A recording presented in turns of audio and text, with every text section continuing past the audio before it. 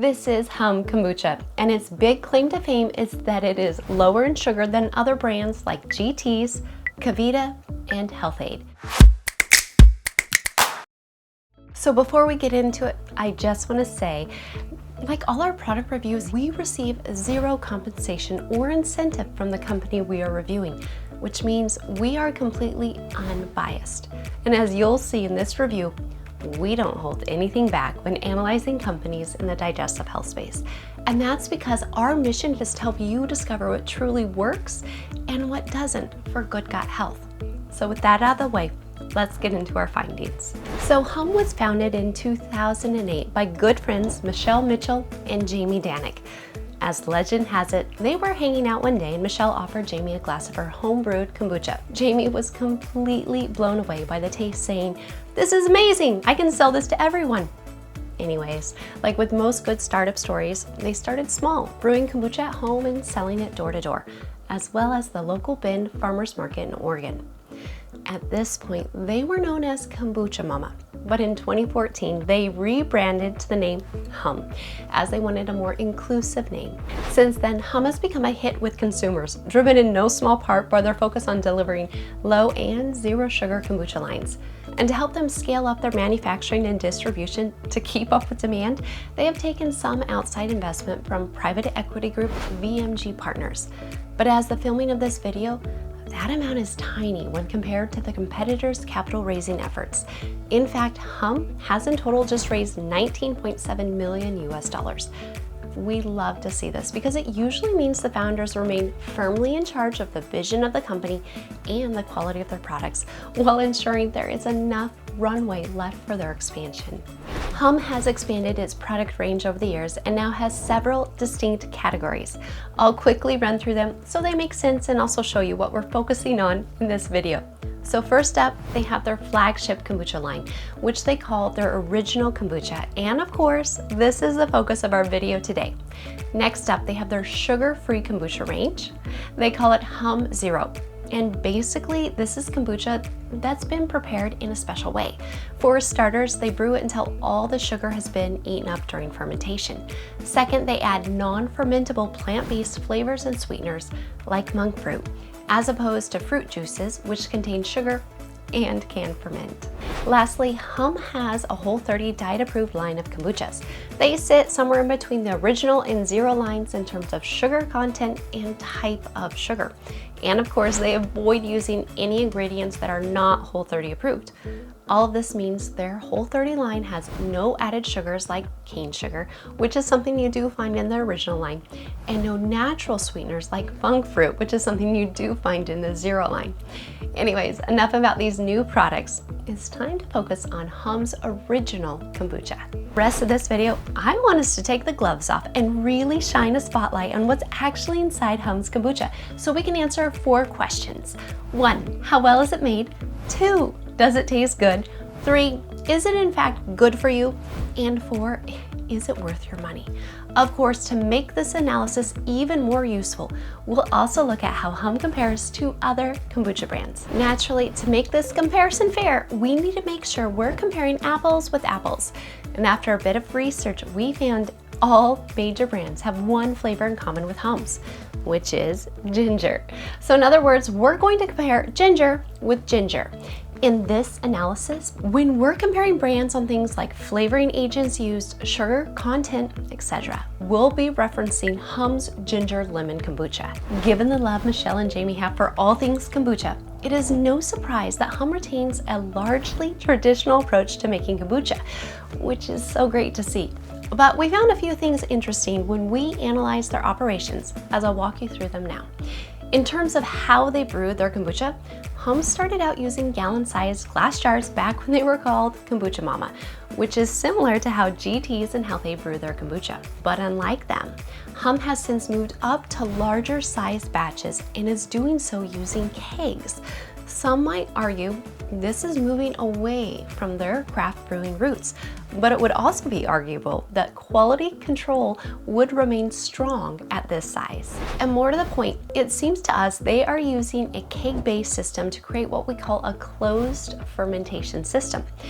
This is interesting, so I'll quickly explain it. Basically, what Humm appears to be doing is limiting the interaction of the outside world with their kombucha and SCOBY, with the main aim likely being to limit alcohol production, something they and many other kombucha brands have had issues with in the past. Some might say this goes against the traditional fermentation process, where kombucha brewers simply cover their jars with a porous cloth, and may impact the potential growth of any good bacteria or yeast. But the reality is we cannot say anything for certain, since Humm's production process remains a trade secret. Now, what we really found interesting is how long Humm ferments their kombucha, or rather the lack of information about it. You see, in the kombucha world, it is quite common to proudly tell others how long you brew for. For example, GTs and Remedy both write on their websites, "We brew for 30 days," while others like Health Ade are happy to say, "We brew for a few weeks." But Humm? Well, unfortunately, they do not disclose anything. Instead, they have decided to simply say, "We have developed a proprietary kombucha fermentation process." We find this hard to reconcile with Humm's values of complete transparency. Although we want to give Humm the benefit of the doubt here and argue they are staying quiet on this because they are still trying to patent the brewing process. Now, when it comes to how Humm brews the tea that goes into their kombucha, well, they're doing it fairly similar to everyone else, which means they're using a combination of organic black tea and organic green tea. Now, in terms of how they prepare their tea so it can be fermented, Humm is doing it similar to most of their competitors, but with a twist. That means they're adding standard cane sugar to their tea, but also a splash of white grape juice. Although the sugar is largely just fuel for the fermentation process and most of it will be eaten up during fermentation, it is nice to see them adding in real fruit juices at this stage, which is somewhat similar to how GTs uses kiwi juice to prepare their teas for fermentation. Okay, so the next big thing we want to look at is how Humm treats their kombucha after it's been brewed. And from our research, we were happy to see that Humm has stuck true to the traditional kombucha brewing process. That means they don't pasteurize, filter, or dilute their kombucha. And while most good quality kombucha brands follow Humm's lead here, the same can't be said about two of their biggest competitors. To find out more about them, check out our free kombucha brands comparison tool, link in the description below. Finally, let's look at how Humm flavors their kombucha once it's been brewed, focusing specifically on their ginger lemon kombucha. As you can see here, it is flavored with organic ginger juice, organic lemon juice, and interesting, also organic apple juice, as well as natural flavors from plant-based ingredients. Obviously, it's great to see the use of organic juices, but a little strange to see apple juice added in, as well as undisclosed natural flavors. If you look at their top competitors, being GTs and Health Ade, neither of them resort to the last two flavorings. But we think we know why Humm is doing this. For starters, the apple juice might help balance out the flavor profile and make it more palatable for mainstream consumers. And secondly, the natural flavors might be needed to add flavor to the kombucha, since it is lower in sugar than both GTs and Health Ade. So we can't necessarily say one is better than the other. Instead, it starts to come down to your preferences. Okay, so I think it's time for a quick break, and I bet you're wondering, hey Rochelle, tell us what you think of the taste. I hear you. So let's pour a glass of Humm's ginger lemon kombucha and give it a try. So the biggest thing I noticed is how Humm tastes like a GT's Health Ade love child. And what I mean by that is it has the real kombucha flavor in there, no doubt, due to the fact it is fully raw and unpasteurized like GT's. It packs a lemon punch on top of the ginger, kind of like Health Ade, and while it delivers a flavor slightly richer than GT's, it's not quite as flavorful as Health Ade. And both of these points would make sense since Humm uses more flavoring agents than GT's, such as apple juice and natural flavors. And when compared to Health Ade, it doesn't have quite as much sugar. So we've already touched on a few things that relate to the healthiness of Humm's kombucha. But now let's go even deeper to find out whether Humm's kombucha is really good for us or not. So I want to cut straight to the chase here and look at the probiotics inside Humm's kombucha. After all, these are perhaps the #1 reason people are drinking kombucha these days. So in one bottle of Humm, you'll find approximately 2 billion CFUs of probiotics. And given the benchmark from the world-leading International Scientific Association for Probiotics and Prebiotics is 1 billion CFUs, Humm is delivering a solid dose. Now, in terms of types of probiotics in Humm's kombucha, well, as you can see here, Humm's probiotics come from one type of bacteria, being non-GMO Bacillus subtilis. The specific strain of B. subtilis in Humm is not listed, so we can't tell you too much about the quality of it. And again, it has us wondering, why is Humm not being transparent, especially when their competitors are? For example, GTs, Health Ade, and even Kevita all list the specific strains of probiotics they add to their kombuchas. You can find this info on the label, their websites, and pretty much everywhere.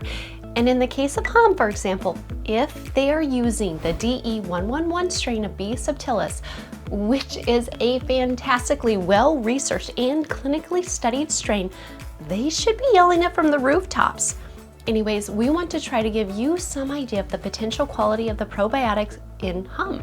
So I will explain the benefits of the B. subtilis family in general. So in terms of acid resistance, B. subtilis will likely stand up well to the low pH or highly acidic environment of both kombucha and your stomach, meaning it will likely make its way to your GI tract. It should also be easily tolerated by most people, especially since recent evidence suggests that B. subtilis is part of the normal gut microbiota in us humans. And perhaps most interesting, this probiotic is fairly stable at room temperature, meaning that by the time you go to drink your kombucha, most of the probiotics should still be alive and kicking. All things considered, Humm's kombucha contain a good probiotic. But how good? Well, it's impossible to say without Humm sharing strain-specific information with us. Now, with that out of the way, let's see how Humm's competitors compare on the probiotic front. And to make this fair, we'll standardize the serving size to 12 ounces or 355 mils. So with this standardization, we can see Humm offers roughly 1.71 billion CFUs for this amount. And this is more than 3 times the amount in Remedy Kombucha, more than 2 times the amount in Health Ade, but slightly less than Kevita, and a whole lot less than the leading kombucha brand, GTs, which has nearly 4 times as much probiotics per ounce or mil than Humm. In other words, Humm delivers a good probiotic dose, in line with most of the market, but nothing close to GTs. Now let's look at the darker side of kombucha and analyze the potentially bad stuff you'll find in Humm's kombucha, being alcohol, caffeine, and sugar. So first up, alcohol. Yes, there is some in kombucha, including in Humm's line, but that's totally understandable given it's a byproduct of the natural fermentation process. Thankfully, over the years, Humm, along with the other leading brands, have fine-tuned their manufacturing and fulfillment processes such that this amount is under 0.5% alcohol. So as long as you're fine with trace amounts of alcohol, there's nothing wrong with Humm's kombucha range. Now, what about caffeine? After all, we're talking about a tea-based product. Well, on Humm's website, they proudly say you'll find just 14 milligrams of caffeine per 8 fluid ounces or 236 mils. But given a bottle of Humm is actually 14 ounces or 415 mils, the caffeine amount you'll actually consume will be higher. In fact, if you drink a whole bottle, you'll get closer to 25 milligrams of caffeine. Now, with that said, it is a lot less caffeine than you'd find in an equivalent serving of coffee. To put Humm in context, most of their competitors deliver around 5 to 15 milligrams per bottle, with the exception of Kevita, which packs a whopping 70 milligrams or so in each bottle. So on the caffeine front, Humm sits in the middle range. Lastly, what about sugar? Well, as we saw earlier, Humm is intent on delivering a lower sugar kombucha to the market. So if we look at Humm's ginger lemon kombucha, you can see just 9 grams or slightly over 2 teaspoons of sugar is expected to remain in one bottle of their kombucha when you drink it. If you standardize the serving size against its competitors to 12 ounces or 355 mils, you can see Humm is very low in sugar, coming in at just 8 grams of sugar. By comparison, for this serving size, GTs Synergy Ginger Kombucha has 9 grams of sugar. Health Ade's ginger lemon kombucha has 10 grams, and Kevita's ginger kombucha has 13 grams. What we found interesting though is that on Humm's product page for their ginger lemon kombucha, they write in large font, 31% less sugar than the leading kombucha brand. Now, given the leading kombucha brand is GTs, that doesn't make sense. So how is Humm getting to this figure? Where have they likely gone wrong?